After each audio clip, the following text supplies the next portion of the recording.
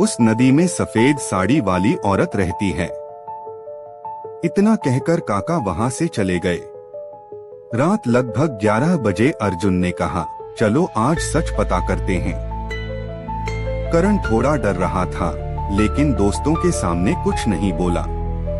चारों टॉर्च लेकर नदी की तरफ चल पड़े। जैसे जैसे वो नदी के पास पहुंचे, हवा ठंडी होने लगी। पेड़ों की टहनियां अपने आप हिल रही थीं। अचानक पूजा को ऐसा लगा जैसे किसी ने उसके कान में धीरे से फुसफुसाया, वापस चले जाओ। पूजा डर गई। मुझे अच्छा नहीं लग रहा, हमें वापस चलना चाहिए। लेकिन अर्जुन आगे बढ़ता गया। नदी अब बिल्कुल सामने थी। चांद की हल्की रोशनी पानी पर पड़ रही थी।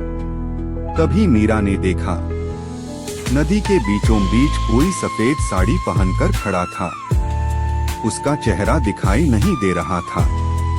करण कांपते हुए बोला, वो क्या है? अर्जुन ने टॉर्च उस औरत पर डाली और अगले ही पल सबके होश उड़ गए। उस औरत का चेहरा पूरी तरह जला हुआ था। उसकी आंखें काली थीं और मुंह से काला पानी निकल रहा था। वो धीरे धीरे पानी पर चलते हुए उनकी तरफ आने लगी। पूजा चीख पड़ी। चारों भागने लगे, लेकिन तभी अर्जुन का पैर फिसला और वो नदी के किनारे गिर पड़ा। बाकी तीनों ने पीछे मुड़कर देखा। वो औरत अर्जुन के बिल्कुल सामने खड़ी थी। उसने अपनी लंबी उंगलियों से अर्जुन का गला पकड़ लिया।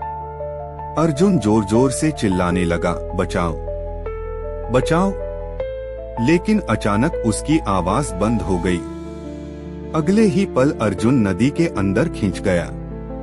पानी में तेज लहरें उठने लगी। करण, मीरा और पूजा डर के मारे गांव की तरफ भागे। गांव पहुंचकर उन्होंने सबको सारी बात बताई। लेकिन गांव वालों ने कहा, हमने पहले ही मना किया था। अगली सुबह गांव वाले नदी के पास गए। वहां अर्जुन कहीं नहीं मिला। सिर्फ उसकी टॉर्च नदी के किनारे पड़ी थी और मिट्टी पर गीले पैरों के निशान बने थे। उस दिन के बाद गांव में कोई भी उस नदी के पास नहीं गया। लेकिन कहानी यहीं खत्म